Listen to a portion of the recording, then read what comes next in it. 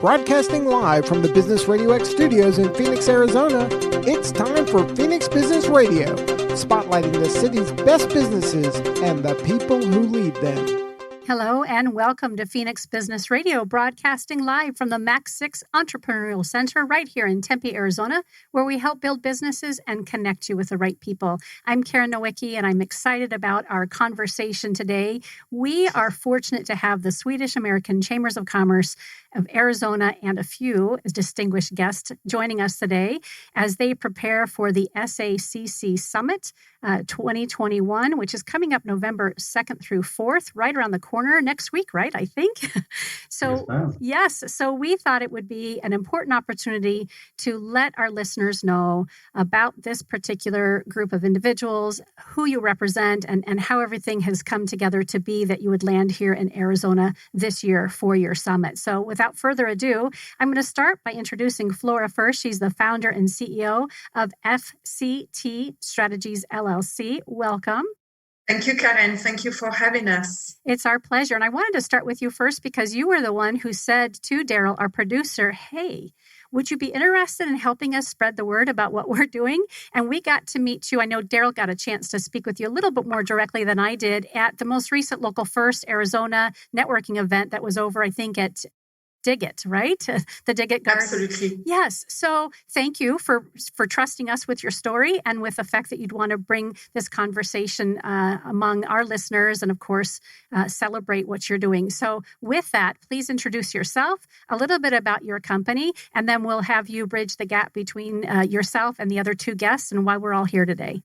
Thank you. So I'm originally from France, in case you didn't gather it already with my accent.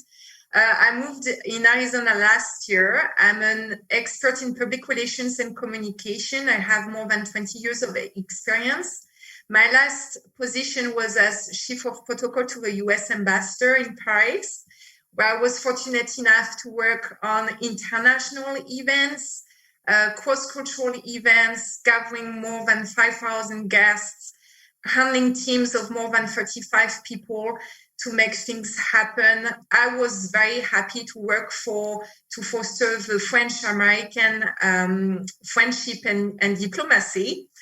But I met with my husband, who was based in Arizona, who retired last year from the army, and he really wanted to come back to Arizona. So this is why I arrived here last year, in the middle of the pandemic. So it has been quite a challenge at the beginning, but I met with incredible people here in Phoenix, in Arizona. I found out larger international crowd than I thought I would find here. And I decided to create my consulting business last spring, so Fct Strategies Llc. And that's how I got to meet with the members of the Swedish American Chamber of Commerce. And I'm super excited to be working with them on preparing their summit next week. Exciting. I didn't realize you had only been here a year. Yes. And what do you think so far? Well, fortunately, I really like the warm weather. I'm from the northeast of France, where it's a lot of rain and cold weather. And I love it here. And again, people here are so warm and welcoming. I'm really grateful to be here. I love that. We're very grateful to have you here, Flora. Thanks. Thank you. With your background and your skills, to really elevated the SACC Summit, or as we say, the SAC Summit, to a totally new level. So thank you so much, Flora, for being part of the team. My pleasure. Well, let's have Joacim introduce yourself now, since you've piped in there. And I love that. That's what's so great about these conversations, is making those connections and having an opportunity to really acknowledge each other for the collaborative efforts and really how we all came to get to know each other. And I think that accentuates what Flora is saying about Arizona's business community specifically. We find that on all of our shows, this beautiful blend of interest and desire to lift everybody up and achieve more, not only here in Arizona, but beyond our Arizona walls as well. So please introduce yourself and share anything that you'd like about you and your role, and then help us introduce Lars as well. Oh, absolutely. Lars is the most important person on this call, actually, for the SAC Summit at least. My name is Joacim Mattisson. Please call me Jay. It's just easier. I asked my parents. It was too late to change my name. I just going to have to live with it. So I'm the president of the Swedish American Chamber of Commerce in Arizona. We are one of 19 chambers all over the US with the similar mission of promoting trade and investment and business opportunities between Sweden and the US. And this year, our chamber is the host to the annual SAC Summit. That's going to be next week. It's going to be downtown at ASU Law School, and it is open to the public. You just have to buy a ticket, and then you can hang out with us for 3 days to deep dive in connectivity, mobility, and the workforce of tomorrow. And it's very exciting. It's been a very exciting journey finding speakers, companies, attendees, both locally, regionally here in Arizona and all over the US. And also, since we're going to be partially virtual, Sweden as well. So we are truly a global conference next week. And if I may, I would like to really underline the fact that this summit usually takes place always in DC. And for the first time this year, the summit is taking place outside of DC, and they chose Arizona because we are also celebrating the 25th anniversary of the Swedish American Chamber of Commerce of Arizona, and Lars is one of the co-founders. Yes. So we are so lucky to have Lars with us to tell us about all that. Yes, Lars, please introduce yourself and tag on to whatever these two fine people have shared already. Well, I just want to make the record clear at first. I am not the most important person on this call. I am the honorary Swedish consul for the state of Arizona, and honorary means unpaid. So I have a day job as a business attorney at Snell & Wilmer. You know, the views I express here at this conversation is not that of the consulate, Sweden, or Snell & Wilmer. But my story, how I got here, is I'm in Sweden minding my business 40-some years ago when I got a scholarship to go to small Swedish Lutheran college in Minnesota to study for a year, and sounded like a good idea. I get there a day early, so it's me, the football team, and the girls in the bookstore. And there she was, the girl of my dreams. First day, first person I met. We've been married 40 years. Essentially never left the U.S. She wanted to be a lawyer. We went to law school at the best law school in Arizona, U of A, down in Tucson. Just want to point that out. She worked for the Arizona Attorney General's office for 25-some years in consumer fraud protection, and we're good friends with Grant Woods, who unfortunately just passed away. About 1990 or 94, I think the prior honorary consul retired, and for some reason they thought I would be a good successor, so I took it over. And one of the first things I wanted to do was put a little more business spin into it. It was very driven by old Swedish American custom songs, you know, the Christmas party and all that stuff. So I helped form a chapter of the Swedish American Chamber. I'd been a member of the LA Chamber for a couple of years, and I said, guys, we need our own chambers in Arizona. We started that, and, you know, it's about 4 of us around the kitchen table. Now look where it's gotten, thanks to the incredible work of Joacim, Tobias, and other volunteers. You know, it's all volunteers, unpaid, so it's a labor of love. And I think this is going to be the pinnacle of what we've achieved here, hosting the SAC Summit. And I can't tell you how much work everybody's put into it. A great sense of pride bringing it to Arizona. And as Flora mentioned, it's the 25th year anniversary of this chapter, of this chamber, correct? Yes. Yeah. Wonderful. And I would like, if I may, Lars, I totally agree with you. There are great schools in Tucson, but in Arizona, there are many other very brilliant colleges, and we are fortunate to have also ASU. And the summit will be hosted actually at Sandra Day O'Connor College of Law ASU in Phoenix next week. And we can never have a conversation about ASU or U of A without a little bit of, hey, we're the best, we're the best. As we were going into the pandemic, Steve Zylstra and I, who is the the founder and CEO for Arizona Technology Council, we had the three university presidents on with us, NAU, where I'm a graduate of, ASU and U of A. And even in a conversation around business and coming out of COVID and how they were going to be helping their, undergraduate and graduate students navigate that landscape, we had to, get in there and do a little bit of that jockeying on which is the best university. So I love it. And again, a shout out to ASU's Law School, who will be hosting the summit. So appreciate that. All right. So Lars, you kind of set the tone for this, sharing that when you took over that role, that you wanted to really enhance and bring in a more business related mindset, keep the culture right, keep that energy and the connections to Sweden, but also help people better with the business aspect. So can we talk about over the last maybe 25 years, in addition to where you headed now, how important has that become as a part of the chamber and your focus, and what are the cultural ties between Sweden and Arizona specifically?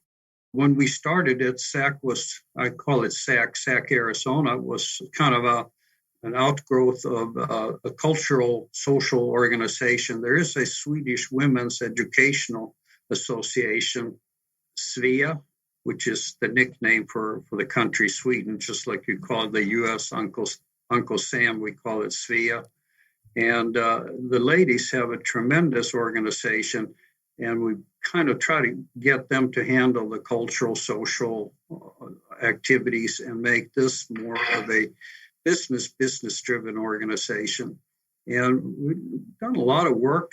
We've had probably once or twice a year some delegation from Sweden come and present and attend. And I got to say, the most entertaining group that came was the undertakers of Central Sweden that came here, and absolutely the best jokes. Not sure exactly how the business translated, but it was a great event. We got people laughing. Yeah, exactly. But it's really not until the last few years when Joacim and Tobias and others have taken this organization up a notch by cooperating with the German Chamber of Commerce, GPAC, other organizations, because I think SAC, like a lot of these volunteer organizations, you run out of gas. You don't have any paid staff, and the opportunity to cooperate with other organizations make it possible to take a step up. And you dilute the Swedishness part of it, perhaps, but I don't think that matters. I think what matters is that you're a viable participant in the trade and business aspects of it. And I think Joacim can probably speak in more detail exactly what that has entailed, but I have encouraged this since day one. Guys, don't reinvent the wheel. Cooperate with others. There's others that have already done this stuff.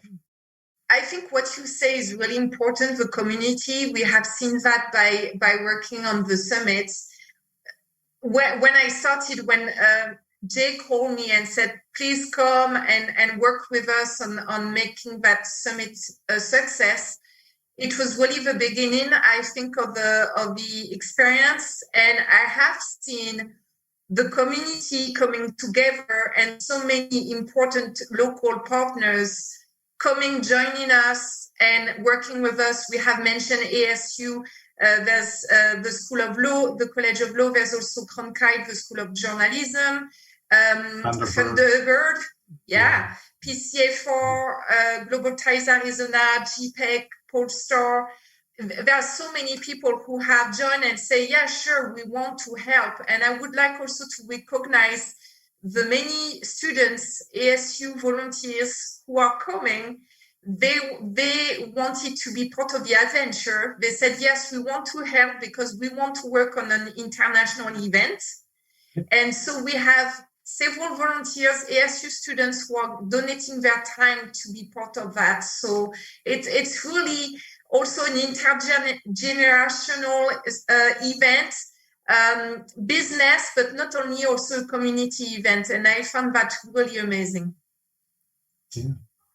Yeah, and as Flora says, I mean, the support has been absolutely amazing. And to Lars' point about diluting the Swedishness, I see it more like we're amplifying the Swedishness, because we get in contact with all these organizations and students, and we show them a little bit of the Swedish way, which is very much like, no, it's lagom, it's down the middle, not too much on either side. We try to make it comfortable for everybody involved, and everybody get a say in how things happen. So I would say we're amplifying the Swedishness through the SAC Summit.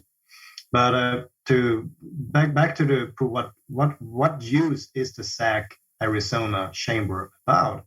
And my own story, I mean, I landed here 9 years ago. I didn't have a job. I came here for other reasons. So I didn't have a network, personal or professional network, but through SAC Arizona, I could rebuild my professional network and my personal network. I have plenty of people I consider dear and close friends now. And the reason I'm putting some time and effort into SAC Summit as a volunteer is simply to help the next Swedish person or next Swedish company succeed a little bit faster than they would have done without our help. Because Arizona is such a dynamic, interesting, and exciting state in plenty of those industries and verticals that Sweden is good at, high-tech, mobility, biotech, etc. So it's just, I think it's a natural marriage between Sweden and Arizona. And that's why we have the SAC Summit. We want to bring Swedish companies here to realize this welcoming climate that Flora and Lars has been talking about, and opportunities that are abound here. We have the talent pool with the universities. We have very exciting startup culture with Jess Phoenix, etc. And we have this open community support, which means that you can actually knock on a door that in other states might be very difficult to reach or knock on. So that's what this is about. We just want to showcase Arizona for the rest of our chambers and the Swedish companies. Beautiful. Tell us a little bit about the speakers that you'll have at this year's summit. Oh, we have so many interesting speakers. Flora already touched on Polestar. We will have the head of the North American market. He will present virtually. Unfortunately, he couldn't make it in person. But Polestar is Volvo's spin-off electric car. It's sometimes called a Tesla killer. I'm not a judge of that, but you can actually test drive Polestar in Phoenix. I think they have a showroom in Scottsdale, right? Yes. You have an opportunity to try them yourself. Yes, I did. I was so fortunate. It was great. It was just great. Yeah. I know you are jealous. I know. I still haven't driven one. I have to. So there are some speakers. Lars? Yeah, no, I'm very jealous. Yeah. I'm sure we'll have opportunities during the summit. Yeah. And then we also have other interesting Swedish companies is Einride. Einride is an electric autonomous truck manufacturer. And they were recently named by Forbes, like one of the top 10 most interesting companies in the transport industry. And they have a completely new take on the logistics chain, how to efficiate and make it more efficient. And basically their premise is most of the trucks that we see on the roads, they are 60% empty. Because they were 100% full in the morning, and then they deliver, and then they drive the last miles almost empty. So they take a different spin on that and try to make sure that all the trucks are 100% utilized. So, and then we have Ericsson, the telecommunication company. We have their head of 5G presenting on what does 5G actually mean for us as business people? What business opportunities will this constantly connected devices mean for us? And it's not just cell phones. I mean, I could get a 5G chip in my coffee maker and it will tell me if I'm running low on beans. And I mean, that would save my morning. If I don't get my coffee, I get cranky. So we have Ericsson. Who else do we have? I believe we will have Flora. Help me out here. Well, we are talking a lot about business, but we have also to mention politics. You cannot do business without policies. And so it's very important to have the backup of the head of your nation. And we are super fortunate and honored to welcome the Swedish ambassador to the US next week in Phoenix. And I understand she has not been traveling a lot because of the pandemic. And that will be one of her first trips for a long time. So the ambassador and her team are very, very excited about their trip to Phoenix next week. The ambassador is really looking forward to learn more about Arizona and the tech industry here. So that shows also that Arizona is interested to many, not only businesses, but also to diplomats and to other spheres. So that showcase that Arizona is important and is seen on the global scale. So that's amazing. I think you both have touched on this a little bit, and any of you can respond if we want to go a little further into this. But how did you decide on the topics for the summit? We've talked a little bit about the topics being around connectivity, mobility, workforce, and just really the future of work and international relationships. What were the deciding factors to land on those particular topics? So I'm going to take this ball first, and then I might throw it to somebody else. But my first go is, when we started planning this back in January, February, we were looking for topics in industry where Arizona has the real edge. And as you know, we have the self-driving cars, we have Waymo and all these other companies already here testing. Also, we have the semiconductor industry, which is a lot of supplying connectivity industry. And then workforce. I mean, with the 3 big universities in the state, there's a lot of young people coming out here, and they're going to be shaping the future for us. I mean, it's all going to be down to our kids and teens to change the world in a way that will suit them.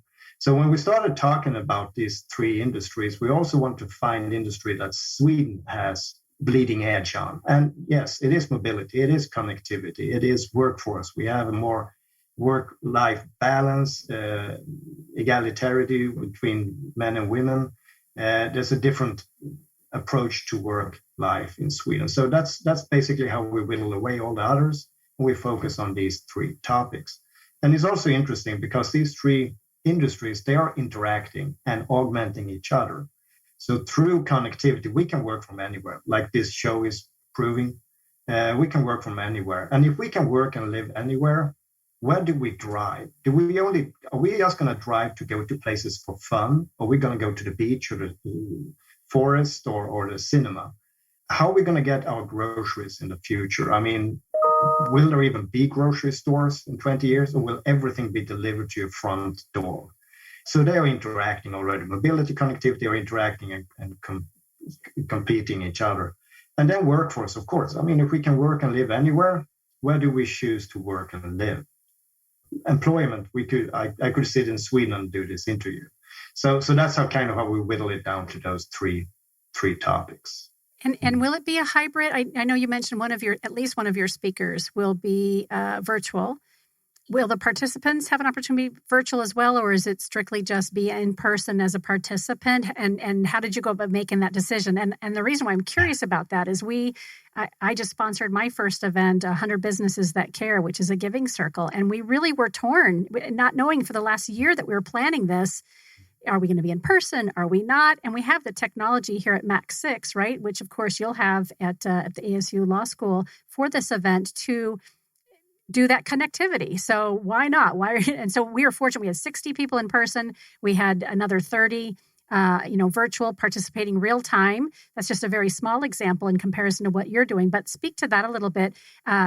Is there a hybrid opportunity for folks, and why the decision to come in person again?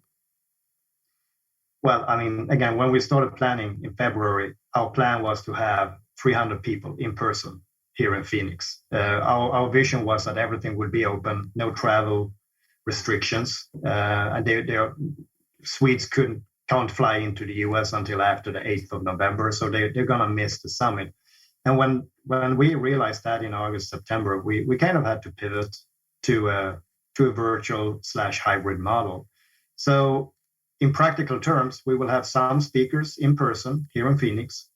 We will have some speakers virtual over Zoom, and we will have some audience in person in Phoenix and some audience virtual on Zoom. So it's a hybrid model, yes, and it's been very, very interesting to figure that out, both technology and content, because it's a big ask. But I believe with the team we have with Flora here and Lars and Tobias and Michael, etc., the core planning team, we've done a fantastic job, in my opinion. So. Well, I tip my hat to the team, because when it went from live to virtual to both live and virtual, I said, that'll never work. You're going to have to work your asses off. But hey, the team pulled it off. I'm impressed. It's been an incredible amount of work, creativity, and innovation just to put all of that together. And very impressive. It's one thing to have the technology for that, but it's another to pull it off so people feel engaged and excited. And clearly what Lars is alluding to is that he's seeing that happen in the back end of the planning. I have no doubt that your participants are going to be thrilled. Flora, I think I cut you off. Oh, yeah, I have to let you know, we have to be really motivated to attend meetings at 7 a.m. every Saturdays, and 7:30 a.m. every Mondays, and 11 a.m. every Tuesdays. Believe me, there have been hours of preparation meetings. So it's great to work with the entire team. For some of them, believe me or not, I've met them for the first time in person this morning. We had a little walkthrough with our volunteers. Some of the team members with whom I had meetings, we had meetings for weeks now, on Saturday morning, on Monday morning, all the time. I just met them for the first time today. And actually, Lars, I have never met with Lars in person. I will meet with you, Lars, for the first time next week. We'll meet next week. And the reason I say that is that when the ambassador is here with her group, they're here primarily for the SAC Summit, because they're very mindful of promoting Swedish connections in trade and business, but there's also a social component to it. And I engaged the Swedish Ladies Club. Between the Swedish Ladies Club and me, or more exactly, my wife, Susan, we're throwing a reception for the ambassador at our house, co-hosted by the Swedish Ladies Club and us. And it'll be mostly Swedish social, cultural driven. And I expect Flora and her husband to be there so we can finally meet in person. And it will be with great pleasure. Yeah. Let's talk for a moment about the sponsors. We gave an opportunity to speak a little bit about some of the folks who will be presenting. Can you share with us who some of the folks are that have risen to the occasion to sponsor this great event? Well, I would like to really recognize the team at Polestar Scottsdale. They have literally at the last minute helped us a lot. And they are amazing. So if you have the opportunity to go to Polestar showroom in Scottsdale, the team is just amazing. So that's really what I would like to say as for the sponsors. And of course, ASU has been really crucial with all the volunteers, with the space. There will be an event at the School of Journalism, another one at Thunderbird hosted by them, and we are very grateful to the entire team there. And I am sure that Joacim and Lars have others to mention. We've been incredibly lucky with our speakers and sponsors. And I mean, from regionally, we have SRP, Salt River Project. They're sponsoring us because they are very much into electrification. A Swedish company that you might not heard about, but they are leading in camera technology and AI is Axis Communication. They're also one of our speakers. They will be talking about officiating transportation. We also have Forceway, which is a Swedish satellite communication company. And they're basically bridging the digital divide in underserved areas. They actually have a project out north of Flagstaff to bring connectivity to individuals and businesses up there. And then we have a local company that's leading in its own niche, and that's Malmsten. and nobody knows what Malmsten is. But if I say swim goggles, most people who are into swimming will know that is the Malmsten goggles. They do swim equipment. They deliver swim equipment to the Olympic Games. They were heavily featured in Tokyo, etc. And then we have in-kind sponsors. So many I can't really mention them, but we are doing things with Global Ties Arizona, PCFR, we and GPEC and ACA and all these. But before we go too far down on the business side, like Lars said, we started off SAC Arizona a little bit with the Swedish culture, and we are bringing that back this time at the SAC Summit. And we have the Swedish Music Showcase. Sweden is the only country in the world, together with the US and UK, that exports more music than the imports in dollar. That's it. We send more music out into the world than we buy from the world, which is pretty amazing for a country with only 10 million people. And thanks to Bernd Haber, our Swedish music coordinator, we have two very interesting groups who will perform virtually. We couldn't bring them over, but they will perform virtually as the Swedish Music Showcase during the SAC Summit. I'm glad you spoke to that, because as you were chatting, I was thinking, just even based on what Lars was sharing about, the role that he and his wife will play, and we spoke about the people presenting. Of course, we got a real solid sense for the focus on business and what areas of business are kind of being enhanced with this summit. What else is going to be taking place? So now we know there's some music, there's culture. As a participant, what else have we not talked about yet that folks can expect when they participate in these 3 days?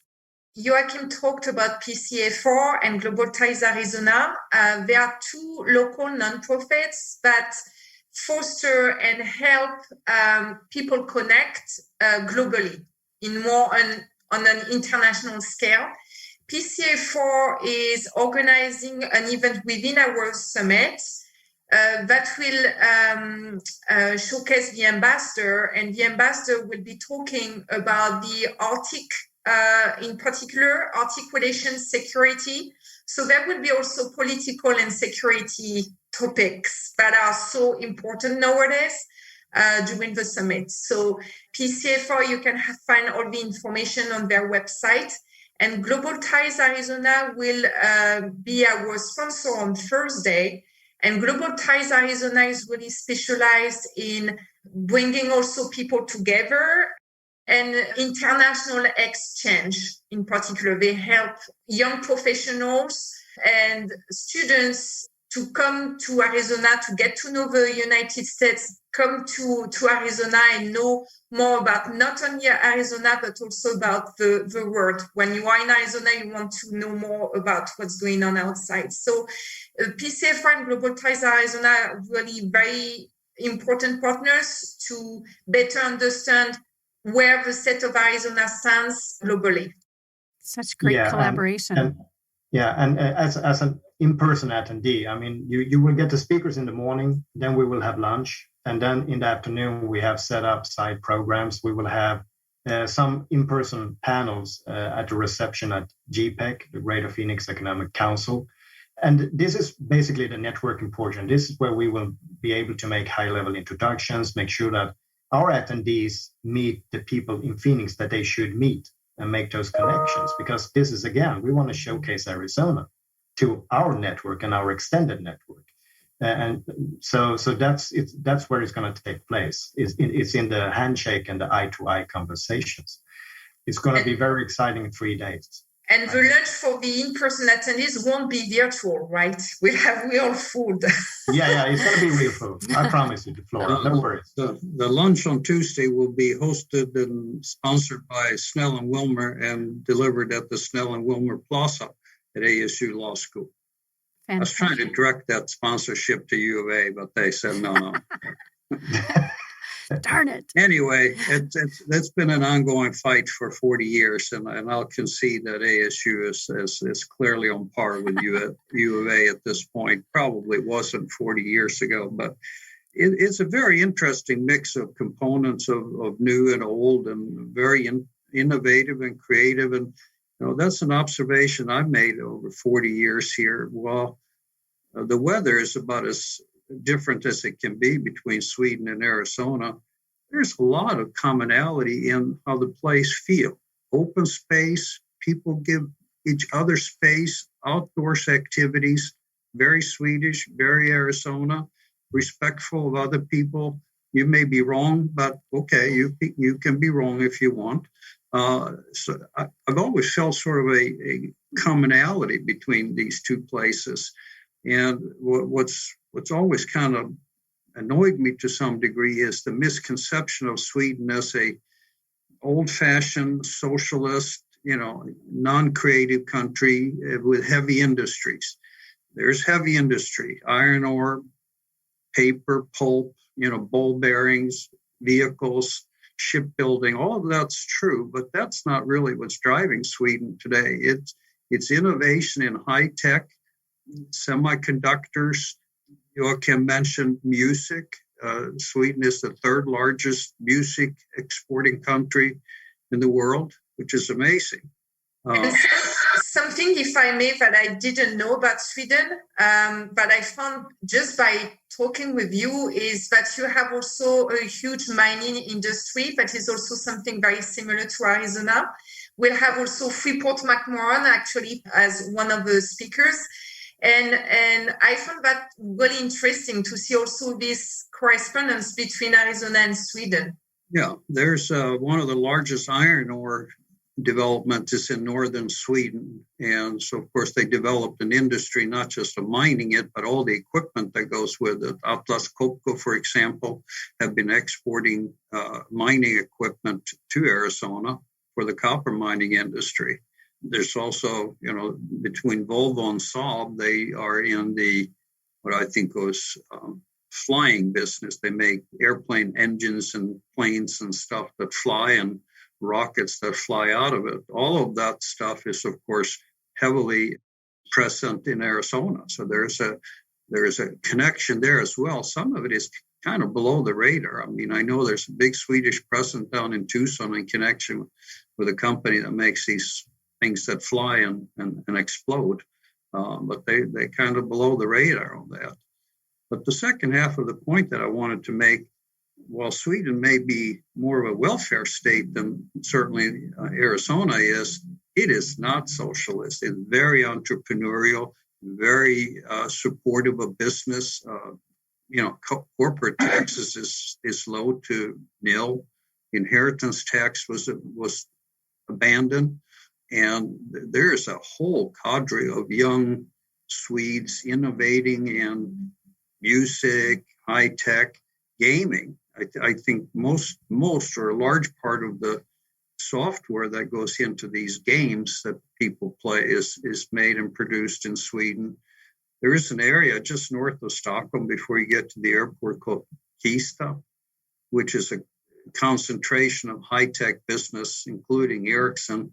And it's really interesting to see.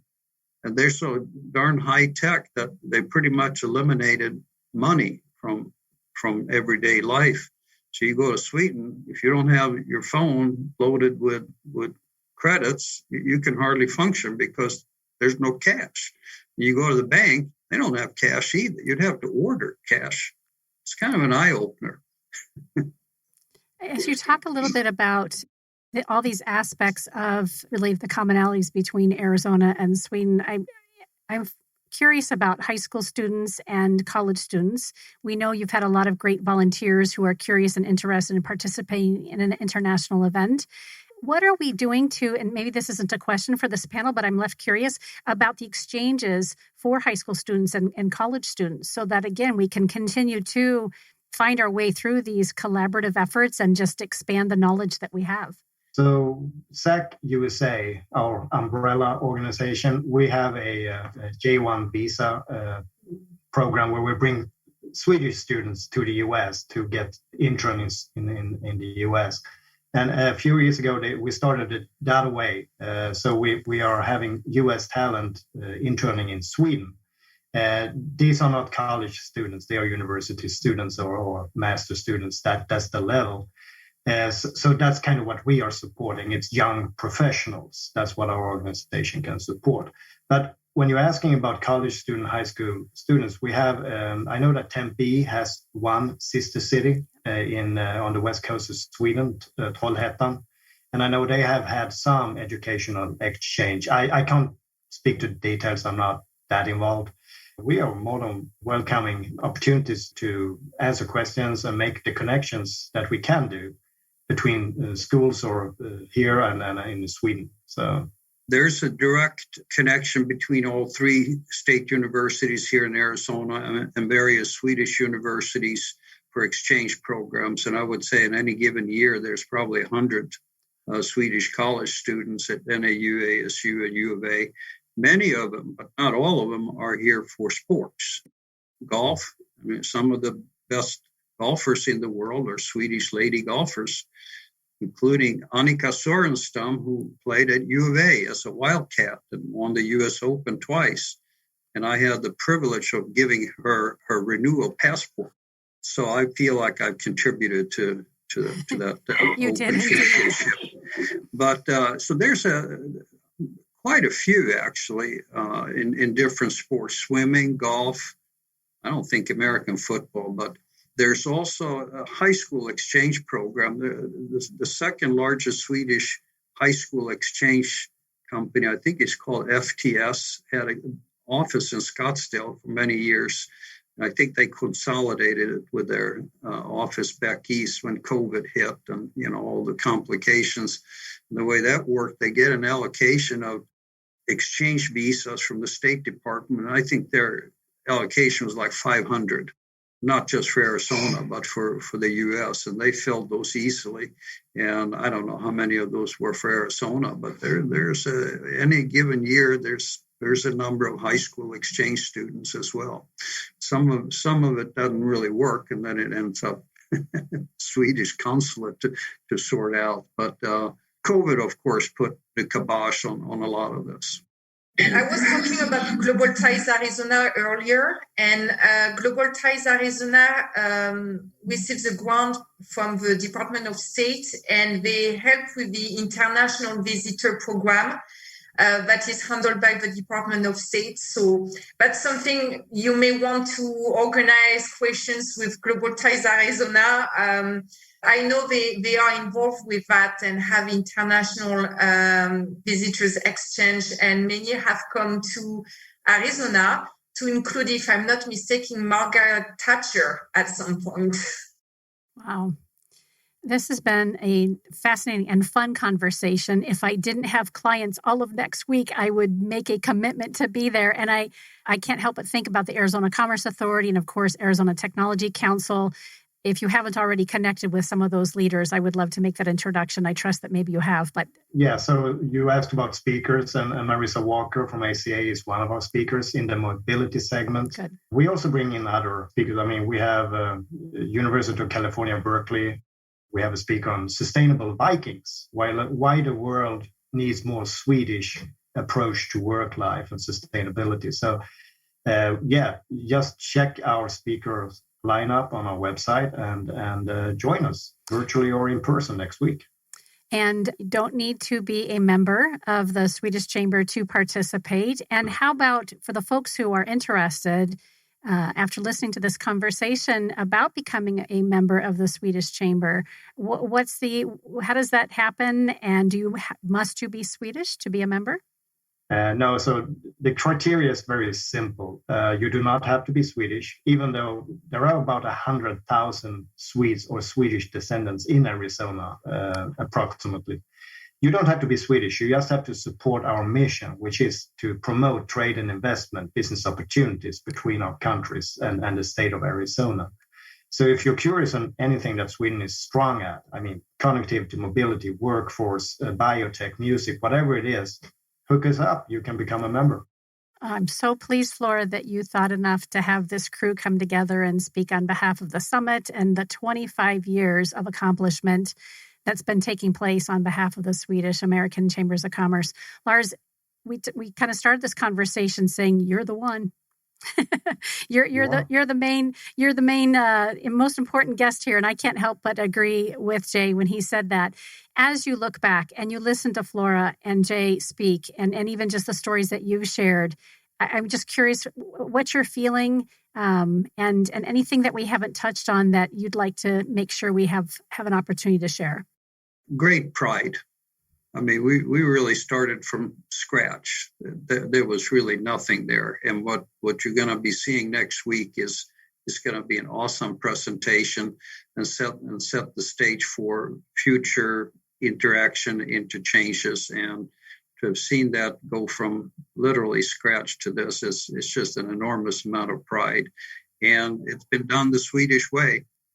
Cooperation, everybody's equal. Nobody gets excited. This is just a team effort. Flora and Jay, last thoughts to or anything else that you'd like to mention as well. Thank you, Lars. I cannot agree more. This has been great in so many ways because it's just a team effort and everybody has been welcome and everybody has been bringing his or her part. It has been really a very nice journey to start like this and to see what's going on. And I really hope we'll have many people listening to us right now who will come next week to see us in person or virtually.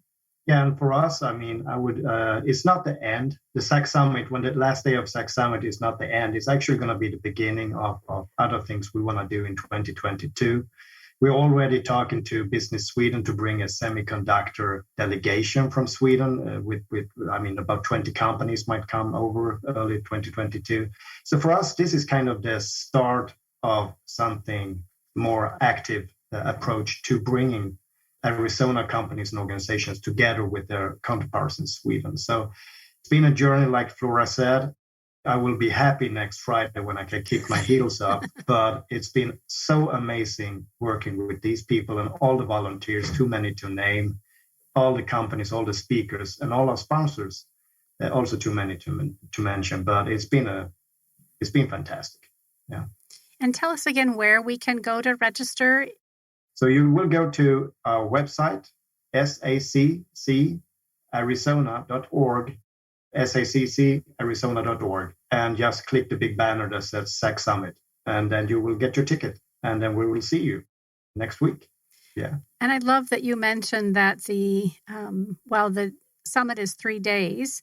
It doesn't end there. So often, at least the summits and or workshops and conferences I've attended, you go and you're enthusiastic and you're excited, and then there's this letdown afterwards. But your committee, your group has really committed to making sure that this is just the beginning here, and planting those seeds throughout the 3 days. So thank you again for for sharing that insight and making sure people know that the opportunities are there and they will continue. I can't remember if it was Jay or Lars that also mentioned, I think it might have been Jay, it's in those handshakes and it's in those conversations when we can really get eyeball to eyeball, whether it's virtually like this, or when we are fortunate to have people in the studio. When we make those connections with the right people, that's when we get to further whatever our mission is. And so you've all been beautiful examples of that today. So please do check out saccarizona.org. Also on Facebook as SACC Arizona, all spelled out, and Twitter as well, SACC_AZ. Again, I can't thank you enough for making time for us today. I know all three of you are incredibly busy individuals, and we feel very blessed and fortunate to have your wisdom, your love for this group of people coming together, and everything that you stand for. You've been listening to Phoenix Business RadioX, broadcasting live from Max 6 Entrepreneur Center right here in Tempe, Arizona. Some media leans left, some lean right, and we lean business. Until next time, I'm Karen Owicki. Thanks for listening.